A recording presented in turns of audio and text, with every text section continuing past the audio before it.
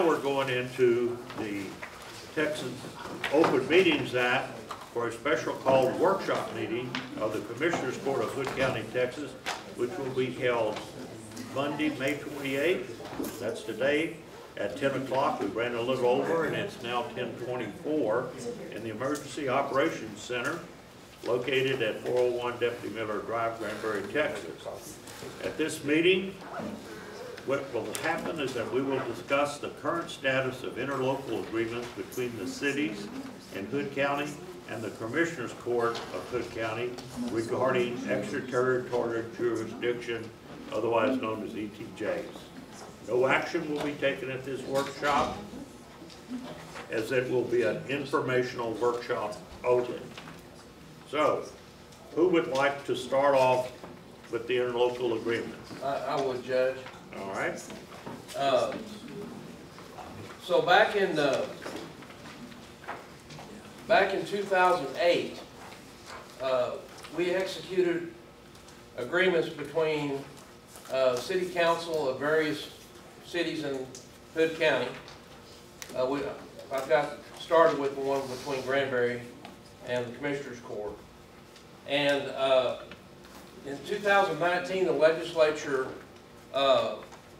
did away with forced annexation, which may or may not call into question the agreements that we have with the cities. And since we have the city attorney here from Granbury, we can talk specifically about the agreement with the city of Granbury, and it could apply to others.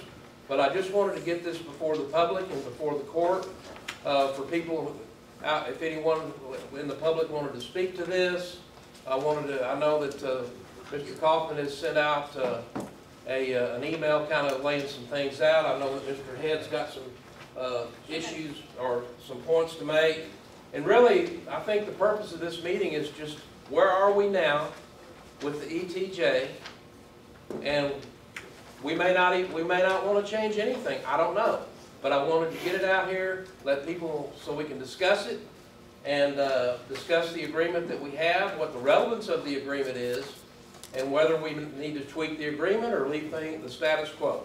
So I open the floor up to if Mr. Head would like to kind of give us a rundown on where we are now, then I would appreciate it. I wrote some items down just so I didn't miss anything. I'm sure I missed writing something down, but I know the city argues they have a development plan in place and there's still voluntary annexation. I argue that if they want to do that, then they could voluntarily annex, then replat. Then plat. You know, we've come across 212.003 that says they don't have the, if you read it, the layman's terms means they don't have the right to regulate density. That's the whole basis of platting. Now, to get on to, that's in the ETJ it is.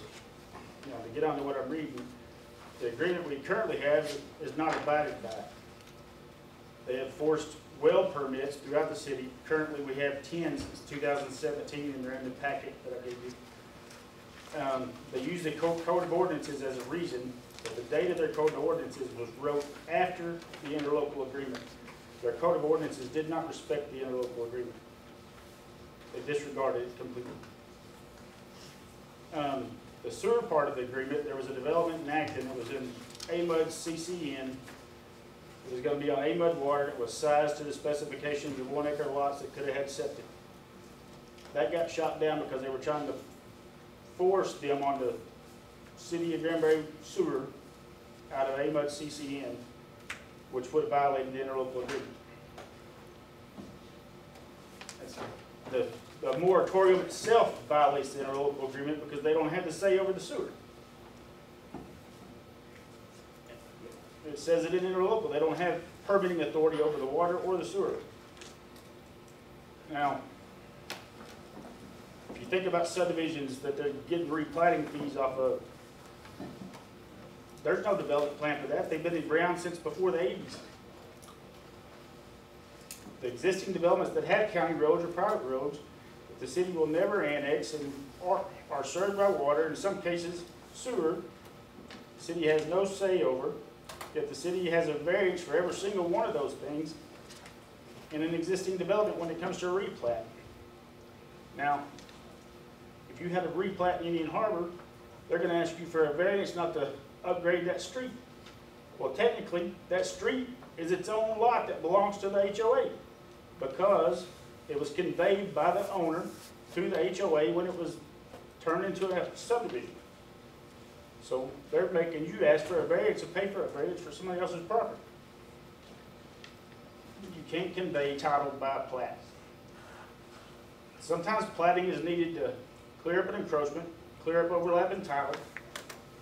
It shouldn't cost more in surveyor fees than it does to get the plat for the, it shouldn't cost more in application fees than the surveyor charges to get the title cleared up.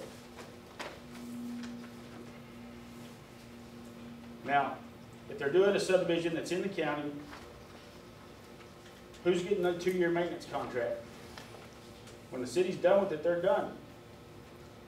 If it's not got our right of way, the city requires a 50 foot, we require 60 foot. Those people are gonna come to the county wanting us to take that road over. We don't have no maintenance bond. We don't know that it's not built to our standards, we're not gonna accept it, and then they're gonna be mad at us. There's properties all over the county that have gone in. Over here on 144, a car lot went in, that's in their ETJ.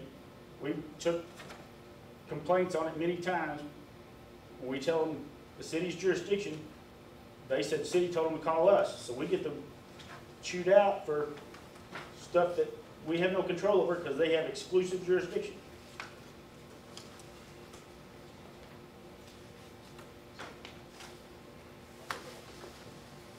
I'd argue the county's regulations are more stringent.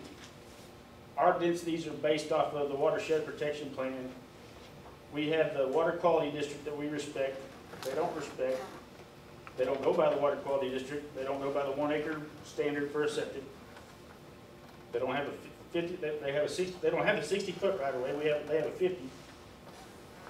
And since the city can't control density in the ETJ according to 212.003, which is the whole basis of platting, if you don't know how many lots you can get on a certain size tract of land, how are you controlling a plat?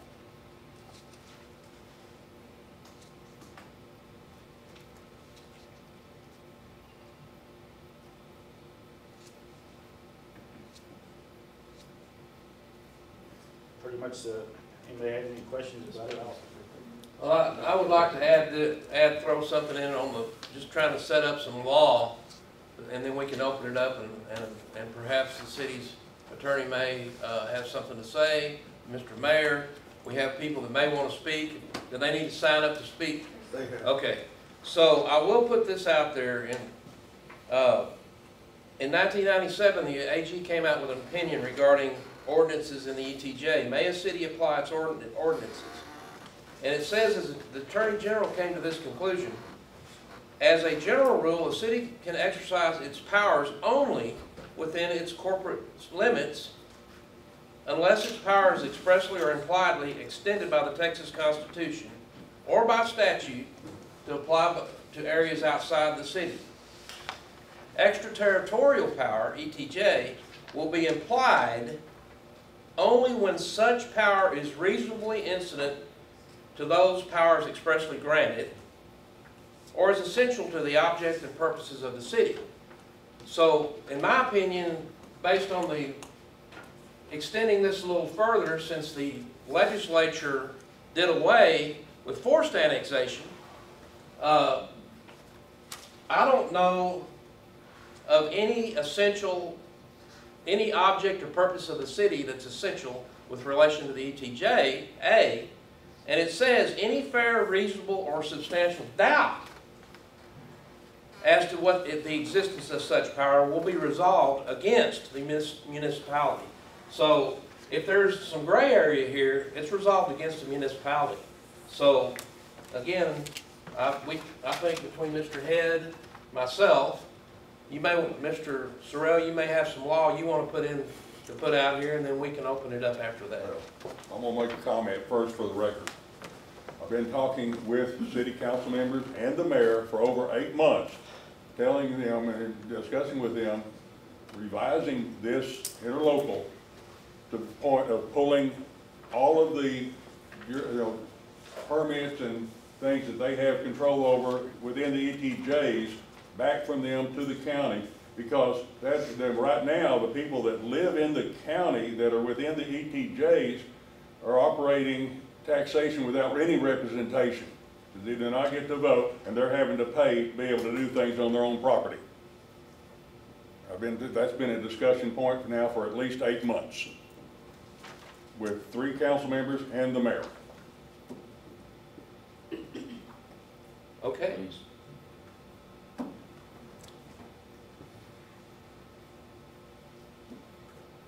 Ms. Samuelson, do you want to say something? There's I'm two not more sure I was before her. first. I She's wasn't third. first. Oh, We have speakers, sir. okay. Ms. Metter, Yes, sir. okay. Yes, how you doing? I have a letter that I'd like to read. I represent the Laguna Trace Owners Association. I'm the vice president. David Johnson next to me, he's the president of Laguna Trace. He's had oral surgery, so he's has difficult speaking, so I'm going to try to speak for the both of us. But I have this I'd like to hand out, if I may. Surely.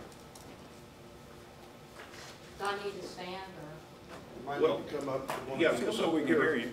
Yes, sir. or one of these microphones, or Here, I'll tell you what, let me just let you have my. Oh, no, sir. No. No, sir. I'll be fine. Okay. we can hear you. Yeah, yes, sir, I'll speak up.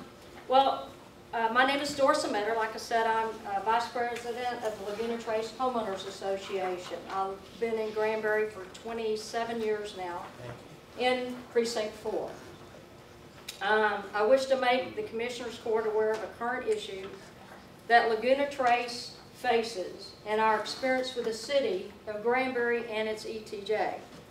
Laguna Trace is a subdivision located on the east side of Highway 51, just after the 51 bridge. Our subdivision is primary owner occupied with approximately 200 homes, 575 residents, most of which are senior citizens. That be me.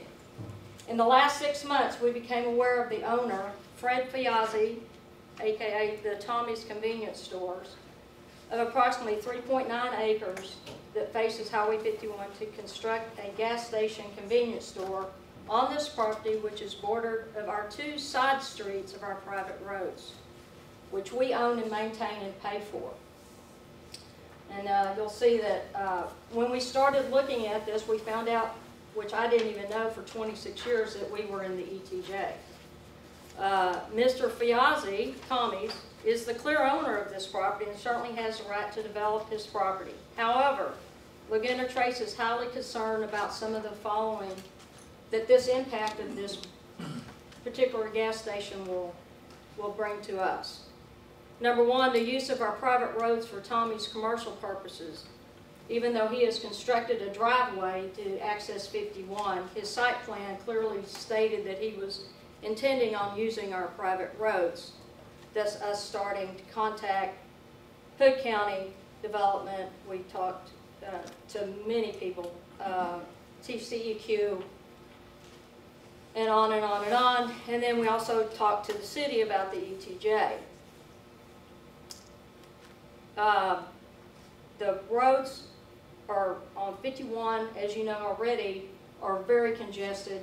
In fact, we had an accident there 5 days ago. Somebody pulled out of our subdivision, hit a motorcycle coming on 51. He was care-flooded and serious injuries.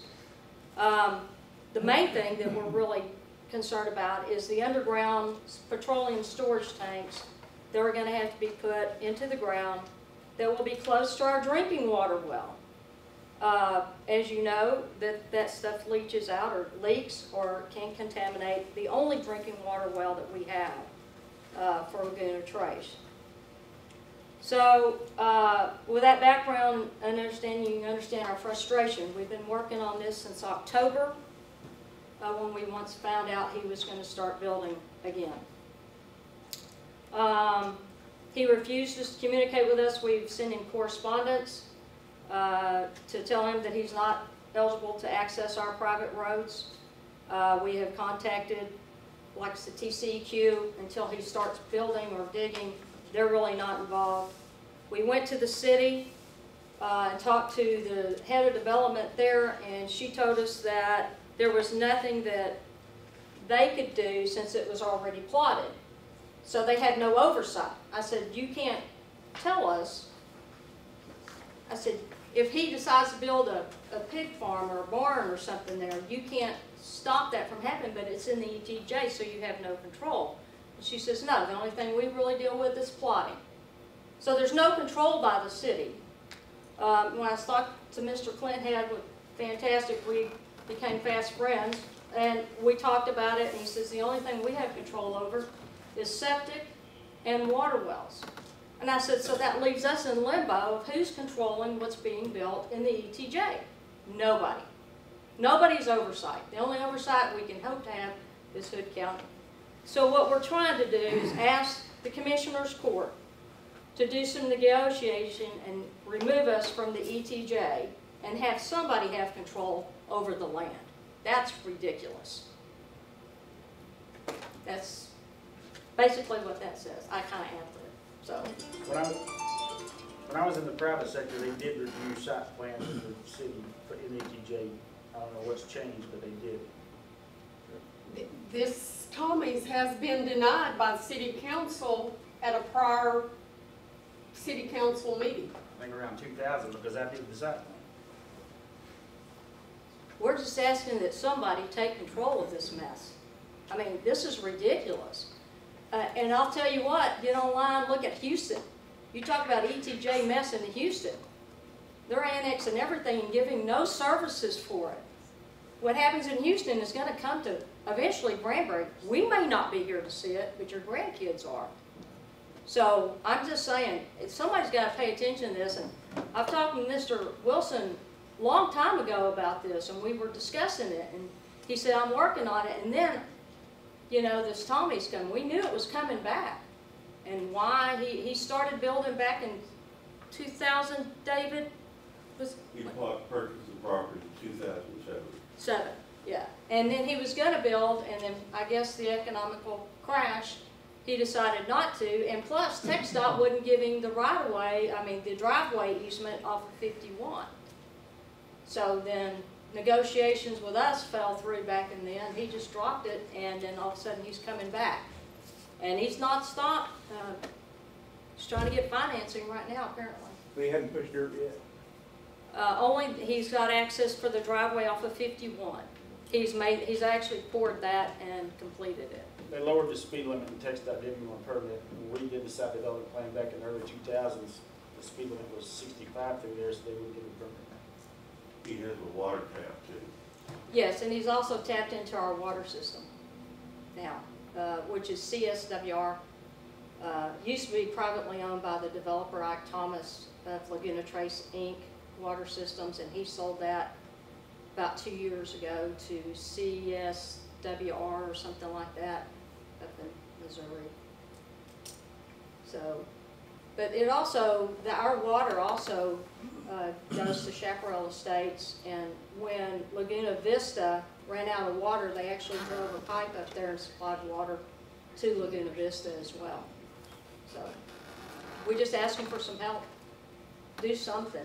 Somebody take it. Somebody do something. Clint, if that belonged to the county, if it wasn't part of the ETJ, what kind of control, planning requirements would the county have against Tommy's? We could at least make sure they have all the state permits and they have a permit from them to use their road. Okay. And with the septic permit, we can do a lot of things because this is commercial and the requirements of a commercial system are different. But now that it's in the ETJ, you still have that today. I still have that authority. Right. And we can still require them to do a site development plan among other things. It's less than 5 acres. Yes, sir. Thank you, Ms. Metter. Thank you, very Judge. much. Did you wish to add anything to Ms. Metter's, Mr. Johnson?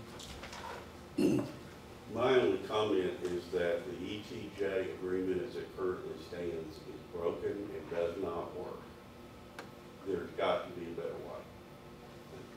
Okay, thank you, sir. Okay. That brings us Ms. Samuels. So this is really just a procedural question, and I'm very glad that we have community participation, Ms. Metters and Mr. Johnson. Every time there's Commissioners Court, you're very clear in how the public is to participate, filling out the forms, bring them together. But in workshops such as this, it's not clear how the public is supposed to participate. So I would just recommend that in the future, like with the one we had the other day with John Hurley, it wasn't clear how the public was to participate. So just in the future, I would just ask that the Commissioners Court or the judge please be clear on how the public is to participate in the non-regular Commissioners Court meetings where you don't state up front how it's to happen. That's it. Thank you. Okay. Anything else? Does anybody, the city, Mr. Mayor? Yeah,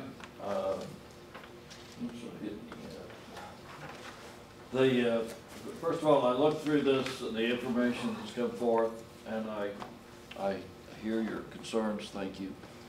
I look at the document that has been agreed to by the city, and I think Mr. Ridley said we. Well, there's no we in here. It's 15 years ago that this was signed, and it then has the thing that I find just onerous in any contract is it's a automatically renewing contract.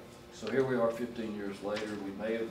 Others may have looked at it and decided that there could be some changes, but you know, what we're looking at is a 15-year document. I agree, it certainly needs to be updated. My only comments are around state statutes. If the city is required by the state to do certain actions, and I don't know that we are, then we certainly need to get on top of that, have an agreement with that, and make sure that the citizens understand what those what those actions are, what the deliverable is, and then we will deliver. The services that we currently have been identified to provide, do you know what those are, or, I mean, this document doesn't say. You looking at me or Clint? No. Right now, you're doing plating and replatting, and in some cases, you're doing site development plans. I guess it depends on what area. If it's on the 377 corridor, you're definitely doing them. If it's other corridors, you're not. So, okay. I did a site development plan for the church out there on the Acton Highway.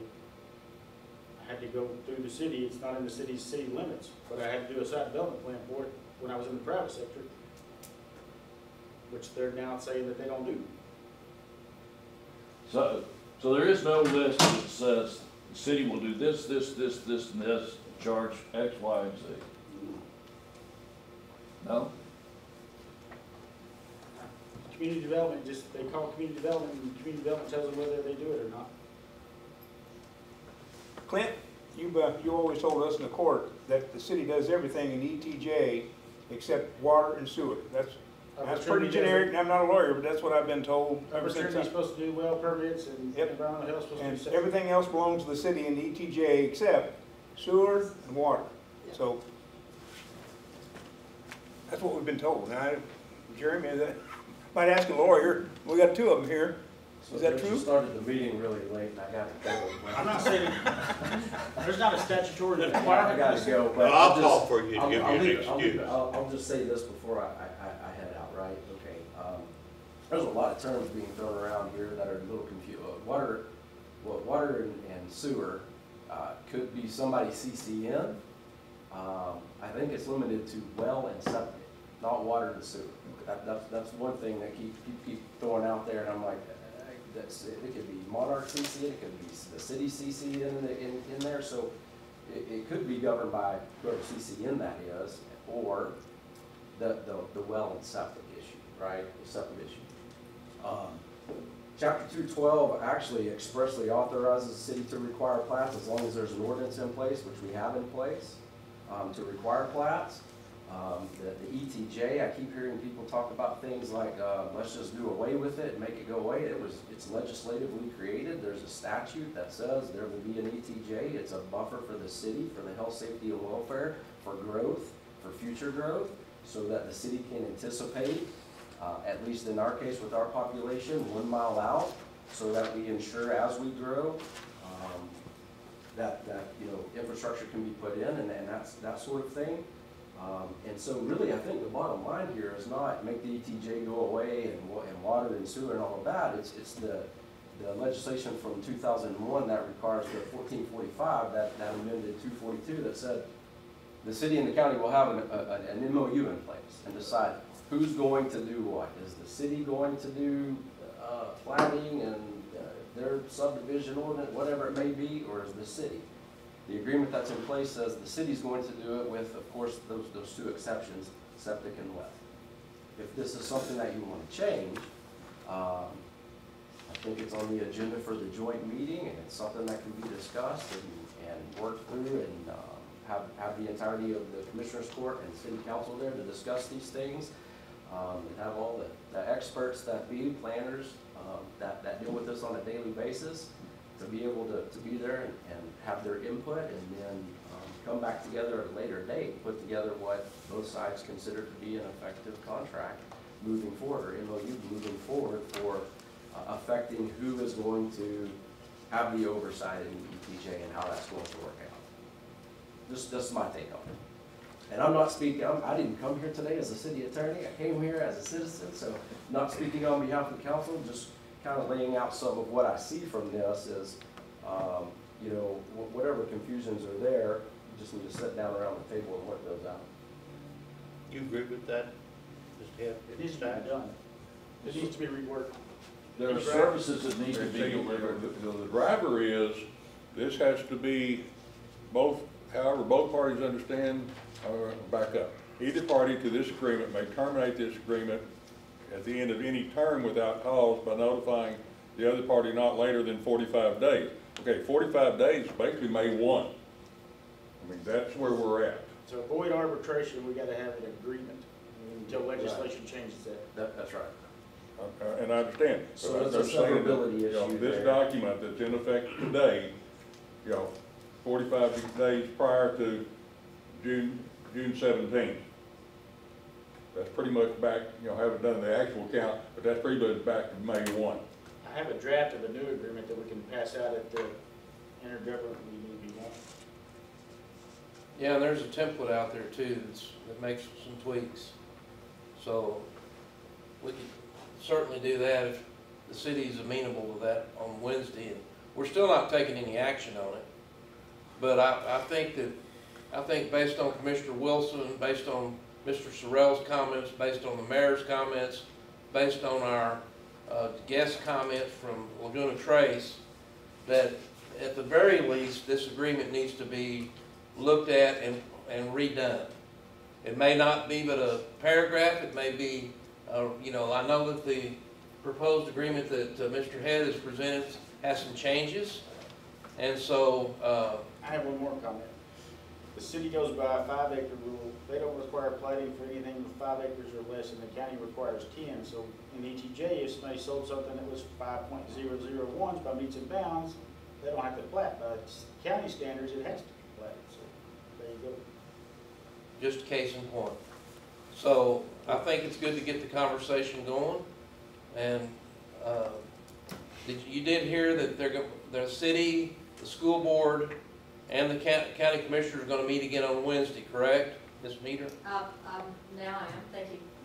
Okay.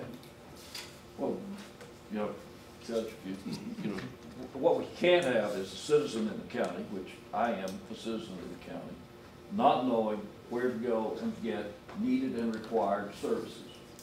Okay? So that's, Yeah, but when some of the citizens have gone to the city, they say it's not our job, repeatedly. That's what I get. Well, that's why when you get a two-page agreement like that has no details on it, then I understand, sir. we need to address that because we're affecting citizens of the county. And I think that's our goal is to affect them. If we affect them, we affect them positively. This isn't very positive. Thanks. Okay. You think maybe the city and the counties get Mr. Sorrell to come up with some suggestion at this meeting on Wednesday as to how they can divide up the duties of who they should receive, I'll be glad. about citizens? I'll leave that determination to the governing bodies. I'm just a lawyer. But we would like to see what Mr. Head already has. We don't want to recreate the wheel. Let me send it to the commissioners and look at their approval, and then they can send it to you. Thank you. Okay. One other ma'am, did you have a question? I think a lot of the people who live in the unincorporated area of the city chose to live outside the city for a certain reason. And when they extend the ETJ out to cover us, I understand that. But in order for us to be even annexed or into the city, we have to agree to vote to be annexed. And I can tell you that Laguna Trace Homeowners Association members do not want to be annexed into the city and will never vote.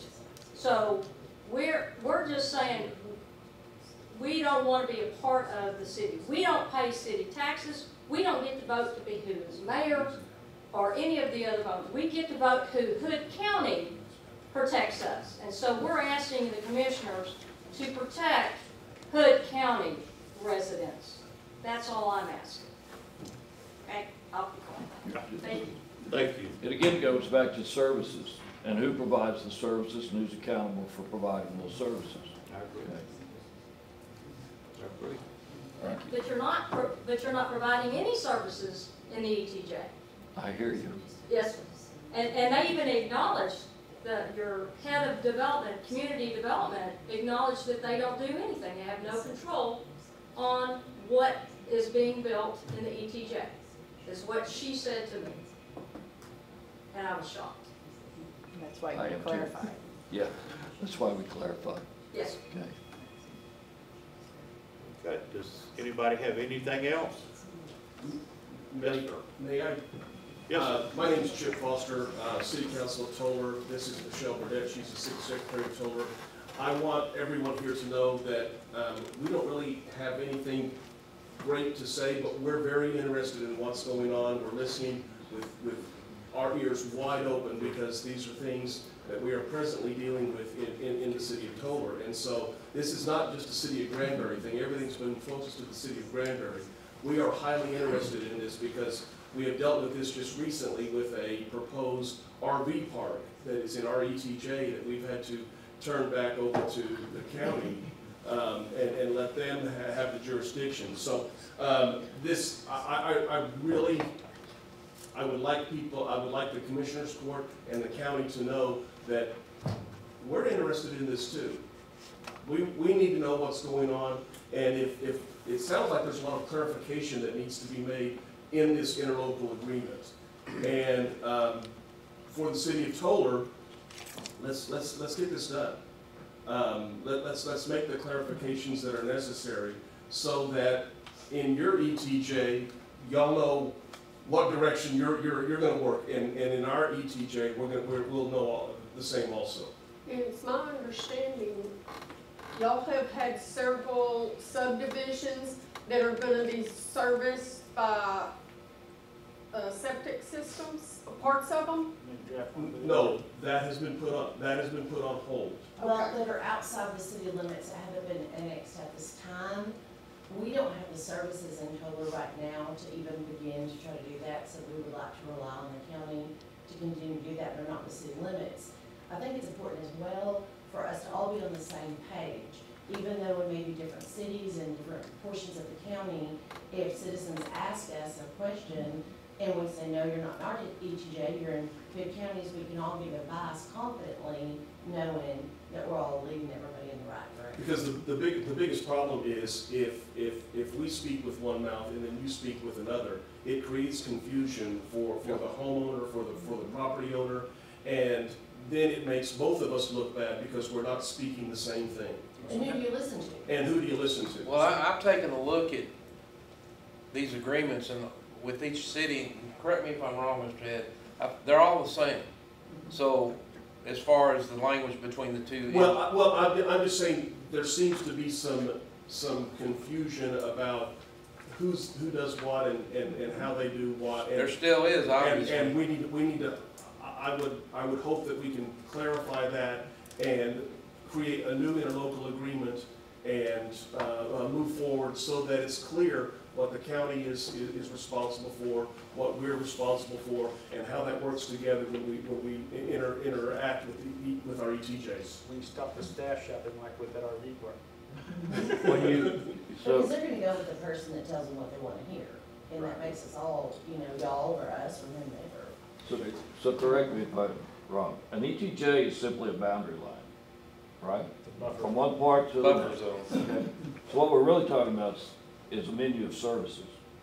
You want this service, you go to this, you go to this kiosk. You want this service, you go to this kiosk, right? To some degree. What else could it be? I mean, Well, it's just, okay, I'll give you an example. Let's take Laguna Trace, for instance. On 51, they're dealing with the DOT. We're pretty much out of that loop. but that's not a service we provide them. Right, and then the TC with the gas tanks in the ground, got to deal with the TCEQ, another state agency, not on our menu. And so I think it's I guess to expand from what you said, yeah, it's who's supposed to do what in a given circumstance. But it's ours or the city's job to make sure that they have those permits from the TCEQ or the state. Well, and that's where we really need to be working together inside of our ETJs, whoever it is. We need to be, the city, and the county really need to be working together to make sure that the permitting process and the adhering to the permitting process is happening, is occurring every time. Every time. And not let something slip through, because the first time something slips through, then we've got someone saying, well, you let him do it. So how is a resident supposed to know if they live in an area that's in the county and then because of expansion, now they're in the ETJ, that something changed? The city of Granbury has an interactive map that's online. But how does a citizen find out about that or know? Well, now I'm in the ETJ. Yesterday I could do this by going to the county. I Now get I'm in calls the all day ETJ. long asking, and then I'm sure they do too, so. So you expect the citizens to call. Well, and how do they even know what an ETJ is? Right, I mean, that's I kind mean, of I my can point. see that's a great point to bring up. We expect citizens to be held accountable and know all these things to educate themselves. But for 1,000,000 years, you bought a lot of land that was outside of city limits. Right. You could do And whatever with it. For the And now ETJ to be- tomorrow you're in the Educated ETJ. on For it. the ETJ to be legitimate, it has to be published. I agree. It's not set in stone until the map is published, and if it's not published, then it's, To define the boundaries. And where is it published? it has to be published online or somewhere where it's accessible, like our 911 addressing's gotta have it, or whoever's gotta have it, like theirs is published online. So- 911 addressing has it also. So for people that purchase a house, is it part of their closing documents or land? Is it part of their closing documents to say you're in the ETJ of Toller, or you're in the ETJ of Crescent or Granbury? I'd have to ask your realtor that. I don't know if that's part of the closing documents, but I mean, come on. I hear every day, less government interference, let's go, okay, but then people don't want to do due diligence to find out if I'm in an ETJ or not. Some of the bird has to fall off. When I bought a house, where is it? Have an inspection done. And how far am I outside the city limit? Do I need to do all that? There has to be some burden on the citizens, right? Absolutely. I take Right. take that on and say, hey, city, where am I? Yeah, Granbury.org, interactive map. You can look at all these different layers and see where you're at and what you're doing. If you don't take the time to do your own due diligence and your research, it's kind of hard for me to listen to someone when they come in and they start saying, you did this and you did that. I say, what did you look at? I didn't do anything, but it's your fault. But when the city takes action to change it, the public needs to be notified. And they are. The requirements, for example, the last annexation that was done, I was intricately involved in that through all the litigation, all the way through the Court of Appeals. We complied with every requirement of the statute. Notices were sent out. We had all the public hearings that were required. People could come in. They knew that they were being annexed. Development agreements were drafted and offered. They all do. Is annexing different from extending the ETJ? That's how it extends. That's how the ETJ extends. When an area is annexed into the incorporated limits, the ETJ extends as well. You said, so the city by state statute, the municipality by state statute, depending on the size of the municipality, location down the Rio Grande or whatever, has a state statute that says, in our case, within 1 mile of our established city limits, we have an ETJ. That's What we don't have is a clear menu of, and in that ETJ, we will provide/require these services, these actions. We don't do this, we do this, or we do nothing, and the county provides it all. Or nothing, nothing is done. There's three That's what I'm cities, saying. there's 3 cities, we do everything in ETJ, and 3 that we have an agreement where they do exclusive jurisdiction over development, and the rest of them we do it all. May I make one more point that I've seen become an issue as well, is at some point, real estate agents need to take the time to educate themselves as well. When someone is buying a property or a home, they lean to them, they let them know what their, potentially the property taxes will be, where you can get your electricity, all this different information, yet I'm finding that they sell people property, and these property buyers are under the, opinion that they can do A, B, and C, and therefore they look at the real estate agent, and the real estate agent says, oh, sure, whatever the conversation may be.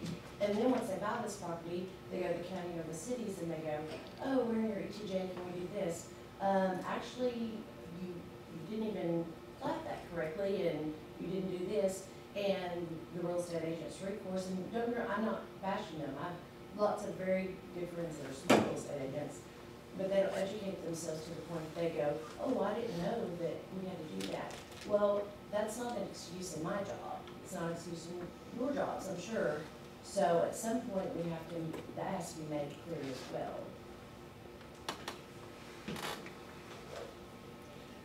Does anybody have anything else? If not, it's 11:06. We're going to adjourn this workshop at this time. Hope to see everybody on Wednesday.